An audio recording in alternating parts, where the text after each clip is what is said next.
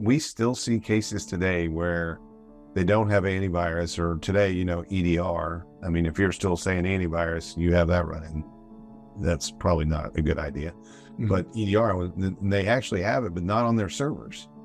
And you're like, why is that? Well, that's because umpteen years ago, the antivirus software slowed down the servers. Mm-hmm. So management made a decision that no antivirus can be on servers because they want to slow down the servers. Well, that's all the threat actors really care about today. We get cases, the servers are encrypted. The workstations typically aren't. The threat actors don't care. And so when you go, man, I mean, it's 2023 and you're not putting those types of controls on servers. I mean, if you're worried about stuff slowing down servers, you got problems today with today's hardware and virtualization and everything of that nature. And then, with last year and the year prior, when you had these Microsoft Exchange situations, we found still a lot of people didn't have software on Exchange servers because, again, years ago, it slowed down email or interrupted email. So they never changed their attitude or their policy for that.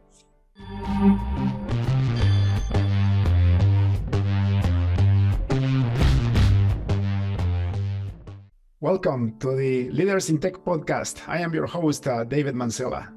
This podcast is dedicated to honor the people that are changing this world for a better place through technology, but not only technology, but leadership in technology. And what an amazing example for our guest today. Chris Loehr, welcome to the show. Hey, thanks, David. I appreciate being here. It's a pleasure. Wonderful. We do things a little bit different here. Usually in podcasts where I get interviewed, they read a whole resume of the guest. And when I do that, when I see people doing that, I think they take away from what the podcast is about.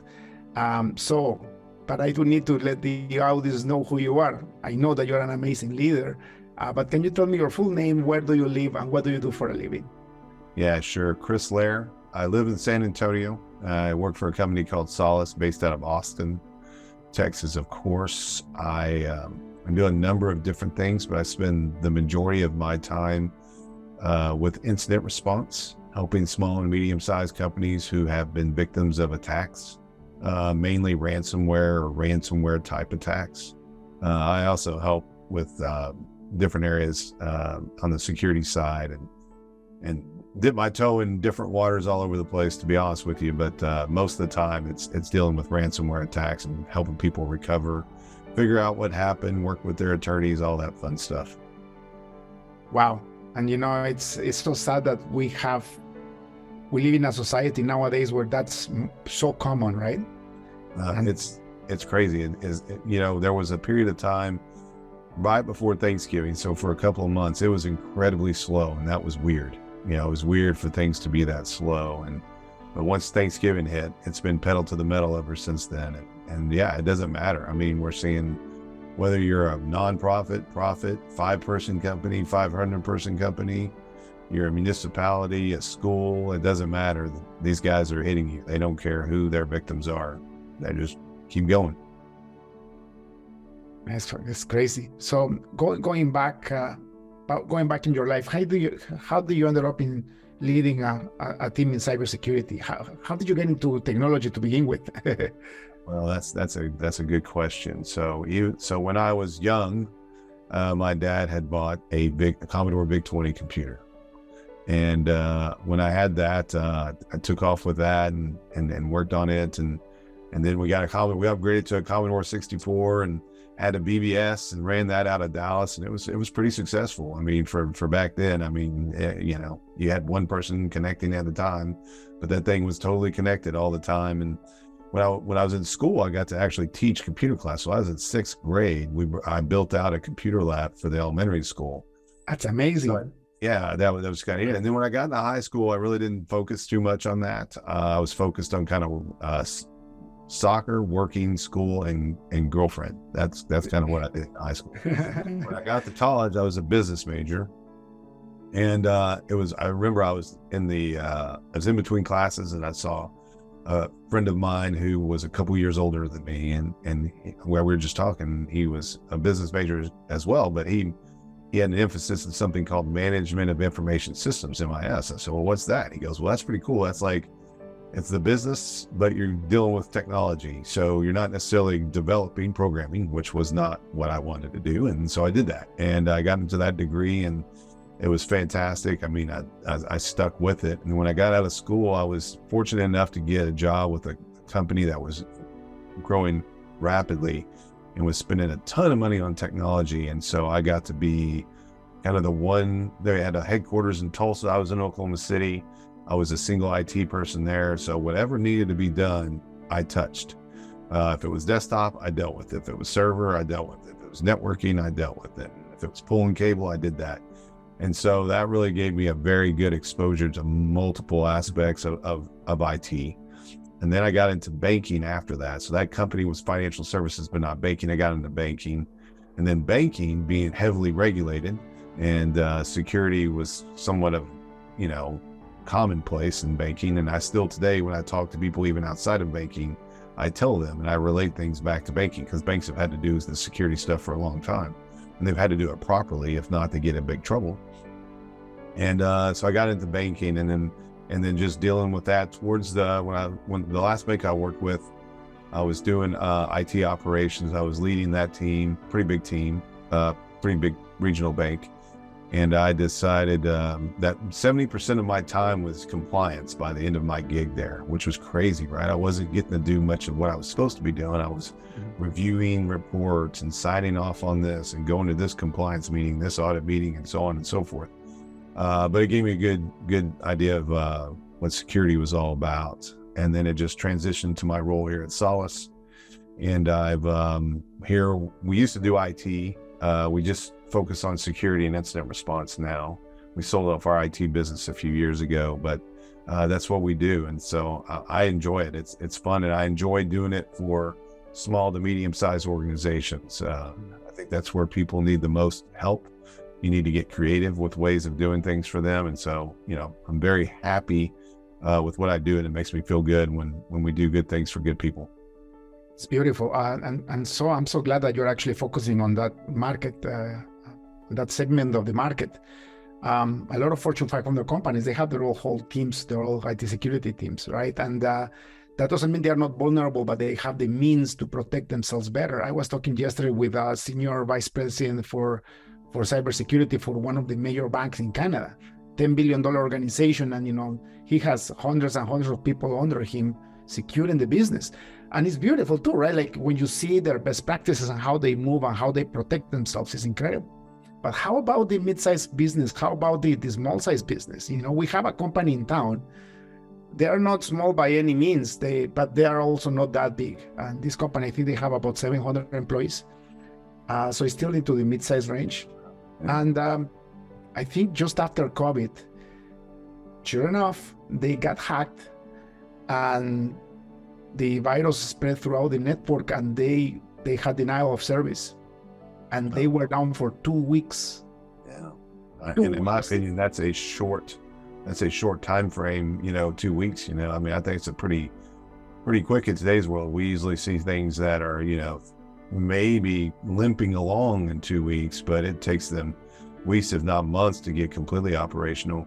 It's interesting about, we see different sizes, right? We have cases where it's 5 employees, and we typically, we can get to cases that are upwards of 1,000 employees, but sometimes those are a little bit outside of our range, and we'll pass it off to a larger company. But for us, it's interesting about these companies that maybe do have IT staffs or have some good security in place, and they still get hacked. And really what it comes down to is not that they haven't invested in the tools, or they haven't spent the time, or they don't take it seriously.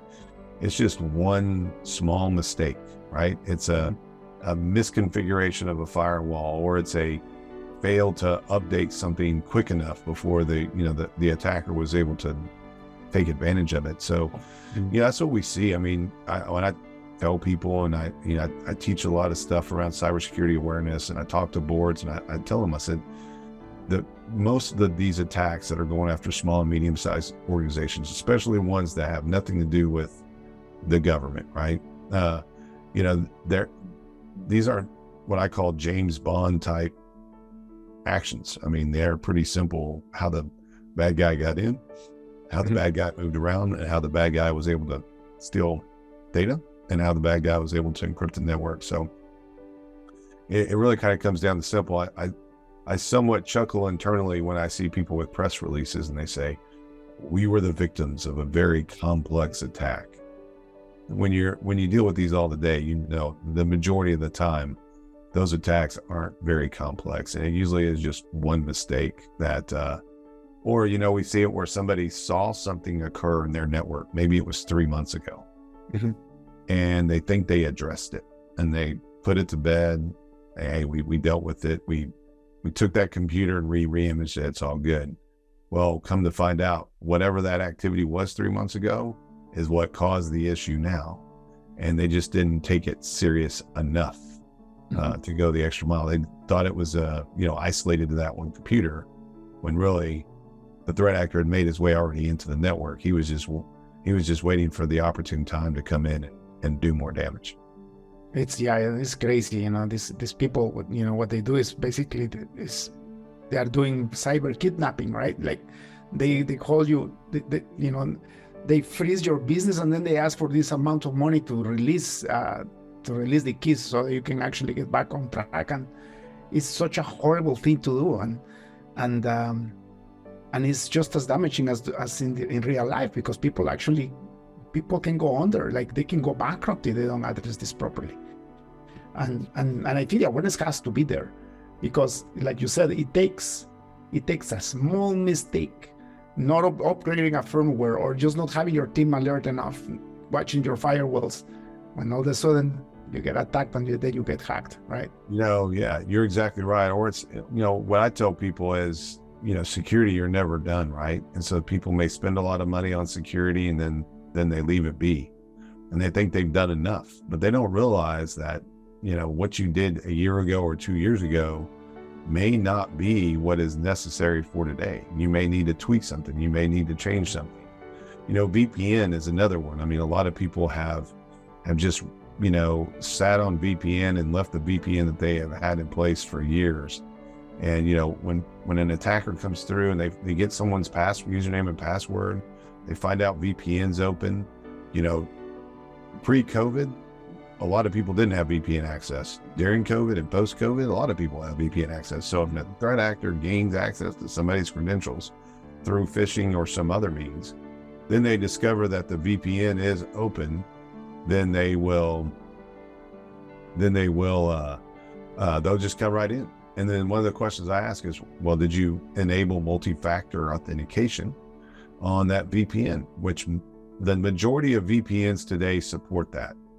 And, but they just haven't done it. And they'll cite all sorts of excuses why they didn't do it. It's going to take time. We have other projects that got in the way. Our people aren't going to be able to handle it or support it or whatever the case may be. And the issue comes down to when they get hacked and they need that VPN back up. Well, guess what? They somehow miraculously find a way to get that MFA enabled instantly. So that's what happens, right? They should have done it before. They never did it. Once they're attacked, they find out they somehow wave the magic wand and get it done. So again, it kind of just comes back to this simple blocking and tackling stuff and not being complacent. It's fascinating. This whole world, this whole world of cybersecurity is popular now because the attacks, as the internet progressed, now the attacks are more global. But it has existed since computers started, since the microcomputer started, for that matter. I remember in the 80s, so I graduated with my first computer science degree in the late 80s, and I was consulting for a company, distribution business. And I was installing a graphic systems for them charting system for them to do more business intelligence. This is the 80s. And everything was text-based, but we actually had some tools. But turned out that the software I was installing had a virus on it. And it actually locked the entire computer down. Yeah. And back then, viruses were not to ask for money. Viruses was then just people having fun, messing everybody else's lives. They didn't even ask for money back then. And I freaked out. I didn't even know what a virus was. Yeah. Think about it. This is the late 80s, right? And then I got exposed to cybersecurity, and then I finally found a consultant that was able to clean up the computers, and like everything got restored and everything was fine. But since then I realized, I'm specialist in software development. So, from the software layer, you can do so much to protect a business. So our best practices are, so in place now. I've been writing software for over 18 years as a company now, and we actually have cybersecurity experts on the software side. Another instance, it was so funny talking about expenditure because it costs money to protect yourself. Right. Back in 2003, I was a senior leader in technology for this company. It was a Canada-wide company. And, email was already established. And they didn't want to pay for antivirus. So the executive team didn't want to actually install antivirus, right? And my counterpart was actually suggesting, the board of directors, we need to spend this money. And it was thousands and thousands of dollars because it was over 2,000 people organization. And they said, we never had this problem, and I don't think we're ever going to have it. And sure enough, somebody got an email with a Trojan horse. The company was down for like 4 days. And I think they spent about 10 times more money while they were down in loss of business than they would have done to buy the antivirus, enterprise antivirus. We still see cases today where they don't have antivirus, or today, EDR. I mean, if you're still saying antivirus, you have that running, that's probably not a good idea. Mm-hmm. But EDR, they actually have it, but not on their servers. And you're like, why is that? Well, that's because umpteen years ago, the antivirus software slowed down the servers. Mm-hmm. So management made a decision that no antivirus can be on servers because they want to slow down the servers. Well, that's all the threat actors really care about today. We get cases, the servers are encrypted. The workstations typically aren't. The threat actors don't care. And so when you go, man, it's 2023 and you're not putting those types of controls on servers. I mean, if you're worried about stuff slowing down servers, you got problems today with today's hardware and virtualization and everything of that nature. And then, with last year and the year prior, when you had these Microsoft Exchange situations, we found still a lot of people didn't have software on Exchange servers because, again, years ago, it slowed down email or interrupted email. So they never changed their attitude or their policy for that. It's funny because when I worked at the bank, there would be times where the bank would say, hey, look, we're going to accept that risk and we're not going to go forward and spend $1 million or whatever on that today. But our chairman and CEO, he was very adamant about making sure that we did not forget about that. He wanted to make sure that at the next board meeting, or not the next board meeting, but a board meeting, maybe it's 6 months later, or maybe it's a year later, to bring that back up again, because he said, look, the risk may change. And I don't want you to think that the decision we make today may still apply a year from now. And I think that's just what a lot of other people do, is they make these decisions about risk. Coming back on multi-factor authentication, I see, I tell people, that's not the silver bullet, but man, it sure is helpful. And the excuses that you see for people not wanting to do that, I think people look for reasons not to do something. And it's incredible. And if somebody comes up with a good idea, hey, this person over here works in this office and she refuses to use her personal device, so we can't do multi-factor now. And okay, that's good. And they're all happy about it, but that's not the right position. There are ways to solve these problems still and get by. So you're right. I mean, and nothing has changed from those days back then. I mean, the difference back then was notoriety is what people wanted, right? They wanted, if you made the virus and you were able to shut down X amount of PCs or slow a company to a crawl, you were famous in the hacker world, right? Today, the guys don't want to be famous. They don't want to be known. And they found out how much money they can make. And when you're making, 6 to 7 figures, on an attack, I tell people this is the lowest risk, highest reward criminal enterprise you can be in, because the chances of somebody actually finding you and doing something, they may shut you down. I mean, the FBI has been successful in shutting people down, but when it comes down to the number of people that actually get arrested and serve time and do anything like that, it's incredibly incredibly low. So, I mean, it's just, and then especially right now with the situation between the U.S. and Russia, if you think the U.S. can pressure Russia to do anything about its hackers, it's not gonna happen for a long time. So Yeah. you're gonna have to step up and do something about it and protect yourself. Yeah, and and like you said, the hackers most of the time are outside of the United States and Canada, right? They are in a foreign country and they don't care. And also people have to realize that it's not a huge job. All these attacks are automated. All these guys are doing is monitoring who actually were able to get hacked and start doing the ransomware, right? Yeah, no. I mean, and I think, look, here's the deal. I think it really kind of comes down to, look, you want to prevent the attack. You want to stop the attack from happening. But sometimes, things happen. What I tell people is what you really should focus on is reducing the impact. So if that attack occurs, then you can lessen that attack, reduce the footprint, reduce the ability of the attacker once they're in the network to do things, to get things. Data is what these guys are after. And they're after the really good, juicy data, right? So if you're in Canada, it's healthcare information, social insurance numbers, that type, employee data. If you can get a hold of other types of data, consumer data, fantastic. That's what the threat actors want. US, the same types of things, except for social security numbers instead of social insurance. If you're in Europe, it's similar things. It's all the same. They're all going after the same things.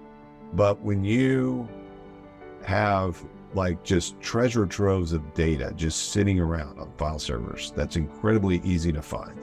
That's not really secure at all. And I mean, it just makes it too easy for these guys. I mean, we get into situations where we've had situations where people have data going back to the year 2000 in a very small company, but with, 1 million plus records. I mean, then there's no reason for it. You ask them for a reason. They're just like, they're quiet. They don't know any better. They don't know. They just never took the time to deal with it. I mean, we've seen situations where, the folder structure says confidential in the folder structure. Well, guess what? That's easy pickings for the threat actor, right? I mean, we've seen situations where there's personal identifiable information in the file name itself.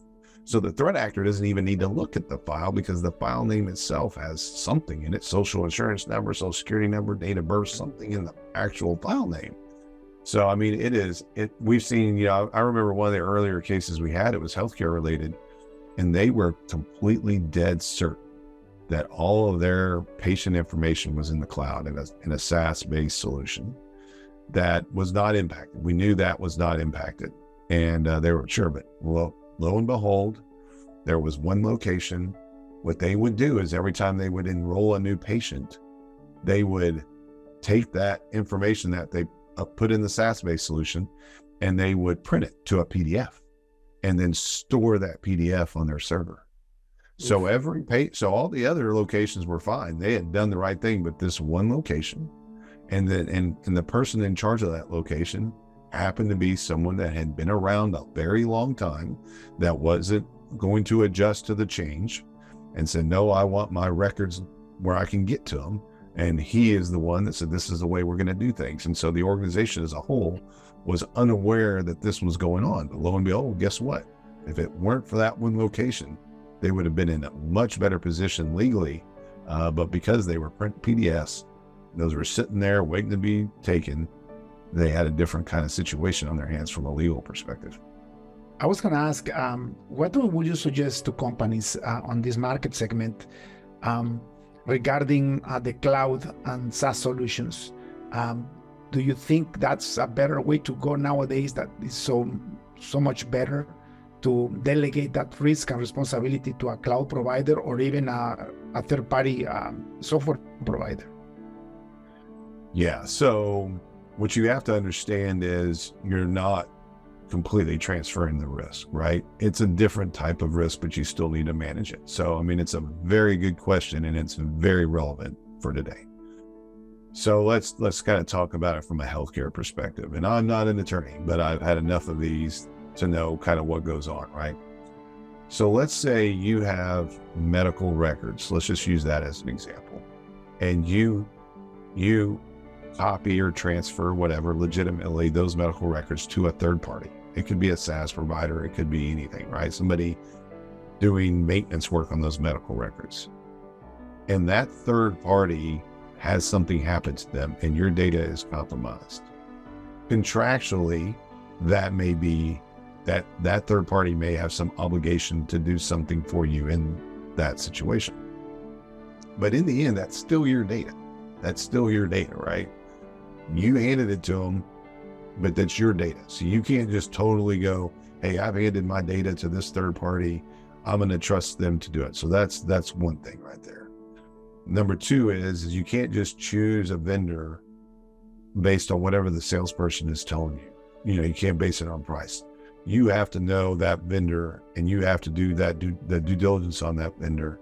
And you can't just do that due diligence up front. You have to do that due diligence on an ongoing basis, right? So that may, depending on how critical that vendor is, how serious they are to your business, critical they are to your business, how much data they have that's confidential, whatever, that dictates to what degree you perform due diligence and on what frequency. And so you can't just trust these vendors to say what they say in their nice little websites or their pamphlets. You got to ask those questions. And if you don't know how to ask those questions, find someone that does. You know, we do a lot of vendor due diligence for that reason. We ask those questions specifically around security. We get a report and we read through that report and we go, yeah, this line right here doesn't make a lot of sense. Can you kind of expand upon that? And then they go into that. The other thing that I find is some people, what I like to tell people, and hey, look, I do a lot of work with IT service providers. Used to be one. We help them out, they help us out. But I'll tell them to their face. And I said I'm going to make a T-shirt and wear it to conferences. You shouldn't trust your IT service providers. You should trust them, but not trust them 100%. Mm-hmm. That's very, very dangerous to do. You don't know what their employee turnover is unless you're asking. You don't know what their financial situations are unless you're asking. And I don't care if they're public or private. You have a right to ask them about their financial condition. And if they're not willing to provide you that statement of financial condition, then you probably should go elsewhere. They should be confident enough to tell you how good they're doing financially. These IT providers are incredibly important to your business. They have all the access in the world. They can make or break you from what they have access to and what they do for you. So making sure that you are testing them, doing due diligence, asking them the right questions, and making sure they're doing their job. Even if they're doing a great job from a service perspective, you still need to know kind of those other things behind the scenes. So this third party stuff is really important because so many people are moving to this, to more third parties. And in ransomware attacks, it can help you, right? Because a lot of those third party platforms today are not the ones that get hit. Like if you have take it as you're a school as an example, and you have a student information system in the cloud. Most of the time, the threat actors are just going to hit your systems that you have there, and they're not going to hit the system in the cloud. So when you're down, yeah, you're down, but that system is still up and running and you can go along. So, I mean, there's pros and cons to both, but you have to realize that there's a lot of risk management going on when you go with any type of IT provider that's third party. How about something that is very common nowadays, right? Like providers, data file management providers like Dropbox, for example. Will you just instead of relying on your own file servers, you say, okay, we're gonna have this policy. I'm a medium-sized business. I have 100 employees or 200 employees, and we're just gonna, get Dropbox all over the enterprise. And we know they are, they're a big, publicly traded company, and our data shall be safe with them. What would you say about that? Yeah, so it's a lot of people go to that. So you see a lot of small businesses, especially, just go straight to something like a Dropbox or OneDrive or something similar. And what's interesting about that is, number one is if it's syncing with your laptop or your desktop, and typically for most people, it's your laptops. If your laptop gets encrypted, those contents are going to get encrypted as well. Now, if you're paying for like a more premium version of those solutions, you have the ability to restore. They have and versioning and file history and that type of stuff. So you have the ability to restore to a certain extent. But what happens, in a lot of times, is the threat actor gets in and they're able to access that Dropbox OneDrive at the admin level. So what a threat actor does is they get in there, and before they encrypt anything, they delete all the versioning. So any of that ability to restore, they can get rid of it. These guys are not stupid. Mm-hmm. They get rid of it, then they encrypt you. So then you're dead in the water. So the first thing somebody says, well, I'm paying Dropbox, or I'm paying Microsoft, or I'm doing whatever. And so when they do that, they go, well, they should be able to restore my data for me. Nope, backups are not included. And a lot of times the response from the vendor is going to be, we're going to try. It's going to be a best effort. But the likelihood of that successfully happening in any time frame, in less than 30 days, is a long shot. So you have to be really, really careful. That's why there are third-party solutions out there that back those platforms up. So they're third-party solutions. They're usually pretty cheap. I mean, most of the time I see those things priced at maybe $1 to $2 per user per month. And they will back up your Dropbox, and they will back that stuff up. So if something goes wrong with the Dropbox or something goes wrong with one of those others, you still have the ability to get to your data and restore your data when necessary. Same thing goes with security though. So there are solutions today, and again, they're pretty affordable, that allow you to encrypt your data in a Dropbox or a OneDrive, on your laptop or wherever. And what I mean by that is, if a threat actor gets in and takes that data, it's all encrypted to them. So they can't tell what it is. So it's really, they have no leverage. It's no value to them, therefore to you. And these solutions integrate very well with these solutions. And so, you can encrypt your data. And so even if it does get accessed by somebody else, unless they have the ability to decrypt, which is typically, these solutions aren't designed to where just somebody can get in and decrypt the data. There's other factors in place that make that not possible. You've further secured your data. So you're not depending upon Dropbox, OneDrive, Google Drive to do that for you. You're taking the initiative to do it yourself. And the cool thing about that is let's say this year you're on Google Drive and you want to move to OneDrive. You can just lift that data up and move it, and that encryption stays with it wherever it goes. And so then you don't feel like you're pigeonholed in. So especially startup companies are quick to jump on the free stuff bandwagon. Yeah. Right. They're trying to start, they're trying to save money. They're trying to do those things right. But those are the ones that really feel the pain when they're getting free stuff. And when something bad happens, they're not in control. I've seen other situations where they have, a lot of startups have contractors working, right? So they don't bring on full-time employees. That's, they have some plan to get there. And then the contractor either stops working for them or leaves or is disgruntled or whatever the case may be.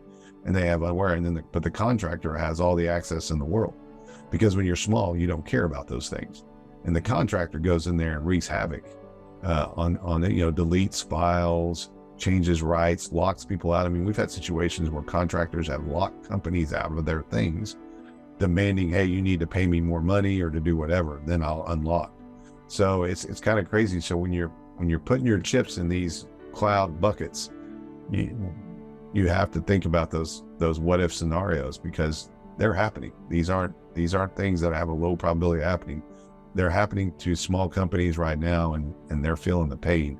And when you're a small company, 1 week's worth of downtime can be deadly compared to a larger company who can sustain downtime for weeks or maybe even a month and live on paper. When you're a small company, being down a week, that can spell the end of your. Yeah, and actually that happened to us a number of years ago. We were approached by a client where exactly what you said. They were a startup. We work a lot with well-funded startups. So they were a startup. They contracted a software development team.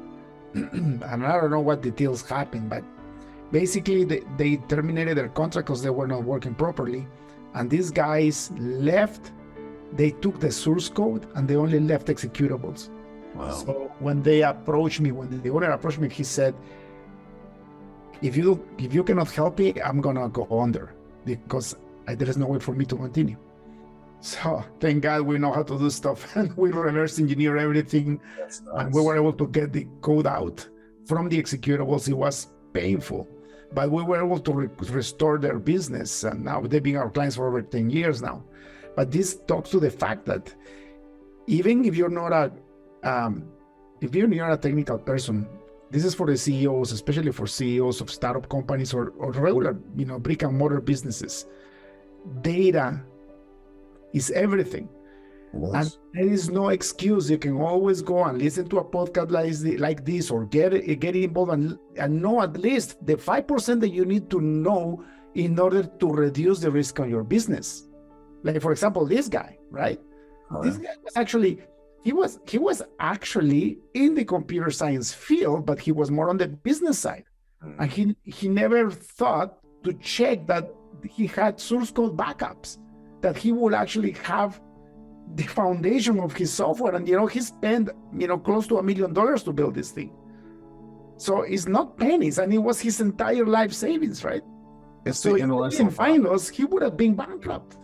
Yeah, no, you're exactly right. People don't take that intellectual property serious enough. I mean, they learn their lessons. Especially, look, there is some great developers and there's some great talent offshore, right? We know that. But when you're doing vendor due diligence on a company based in North America is easy. Doing due diligence on a company that may be based in Ukraine and India and South America, that's a different deal, right? Mm-hmm. And so you have to take that into account. So if you're going to say, look, I'm going to save money by outsourcing development to, let's just use India as an example, not to pick on them, but to use them as an example, and I'm going to source my work out to that, you need to even have more heightened senses and heightened awareness about those things, right? The last thing you want to do is have those developers and have that be your single copy of source code. That's insane. You need to make sure that you save some money. Don't be greedy and take that whole chunk of money in savings. Take part of that savings and put it towards putting a backup plan in place if something does happen to that contractor, because you don't have eyes on those companies all the time. They're not going to be in the news. They're not going to hit the front page of the Wall Street Journal.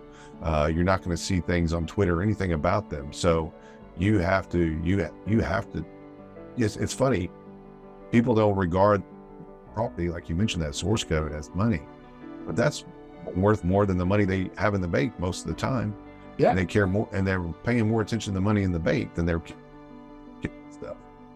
It's incredible.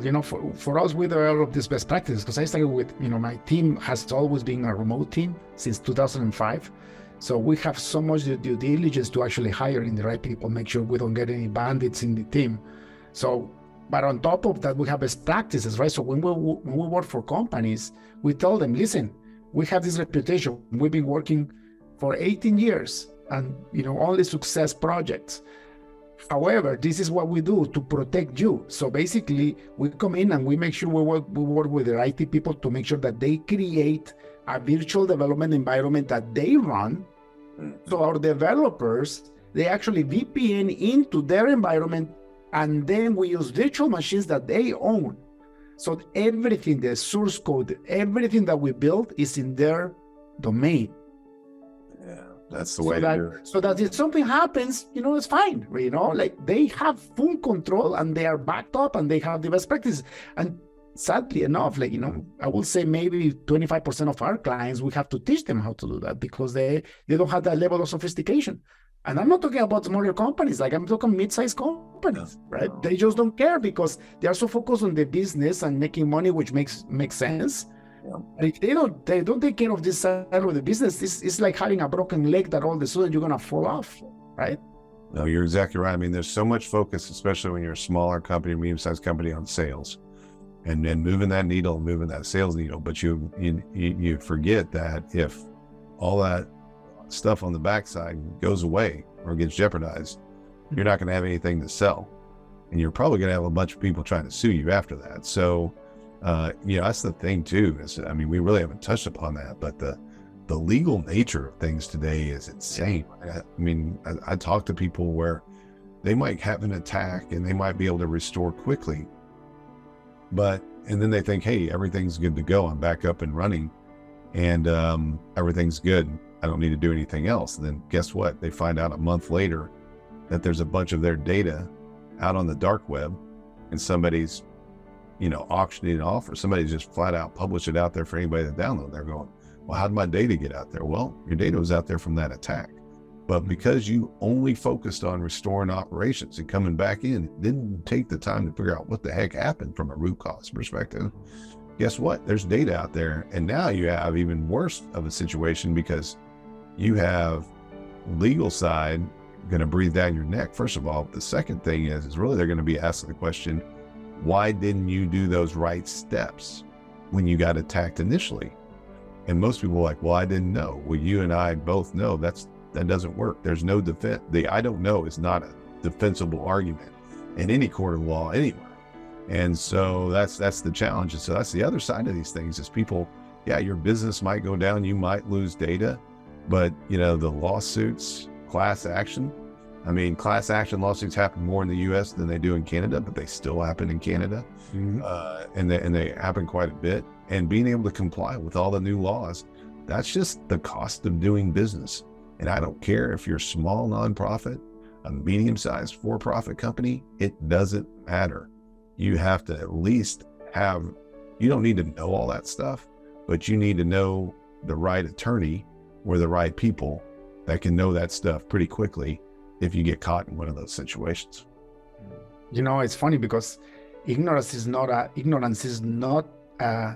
defendable case. If you get into a lawsuit situation, even the Bible says, my people die because of the ignorance, the lack of knowledge. Right? So you have to do your due diligence, right? That's right. And you're dealing with data, which 99.999% of businesses do nowadays. You have to get protected. You have to know. You have to hire the right people and do the right steps. This has been such a fascinating conversation. It's and it's good because we're raising the flag of awareness, because everything is fine until it's not. And yes. You could be in business for 19 years with no problems, and then the 1 month you get hacked, and you could see everything, disappearing, in the horizon, right? Just because you didn't do your homework, right? I see it all the time, every single day of the year. I see that. Yes, it's and you would think you would somewhat get hardened to those situations, but you don't. I mean, you feel for those people, because a lot of those people, especially in the small business, that's what they've done. They've built that business. That's everything to them, and they see their business life flash in front of their eyes. But that also impacts them. A lot of these people are depending upon that business to contribute to their retirement, usually 100%. And when all that stuff goes down or seemingly goes down the drain, the good news is most people bounce back, right? They bounce back, they take a little hit, they bounce back. It's not as bad as it first seemed that first 48 hours. Usually the first 24 hours, it doesn't flash before their eyes, but it's the next 24 hours where it starts to set in. They start to get their nerves rattled, but most people do get through it. But the point is there's ways to get through it more quickly, and there's ways to just reduce that impact. And you got to pay attention to it. Just like you pay attention to your finances, you got to pay attention to cyber stuff. There's just no way around it. You can't hide. Yeah. They say, well, no one cares about me. No, that's not true. It's not a thing about care. They're firing cyber attack bullets, and whatever they hit, they're going to take, right? They're just looking for open doors, right? And thus these programs, they don't get tired because they're automated. It's software running on the internet looking for open doors, right? See one open door, they get in. They don't care, right? Right. Chris, brother, thank you so much for being with us and for your time. Sure. One last question before we end this podcast. If you had access to a billboard in front of the busiest highway on earth, what would you write in it? That's funny. This question somewhat came up a couple of months ago when I was doing a panel in front of a large audience, and it was the bumper sticker. But I would still say, and once I said this, I was like, I may not put it exactly this way, but I'm going to go with it. And I'm going to say preservation matters. And what I mean by that is back to that example where I said somebody recovered and didn't do the right thing and then found out later that their data was taken and posted on the dark web. Look, if you're a victim of a cyber attack, making sure that you preserve evidence so that you can figure out what went wrong is incredibly important to you, especially from a legal perspective. And so what I would say is your first inclination is always going to be restore my data now, give me backup instantly.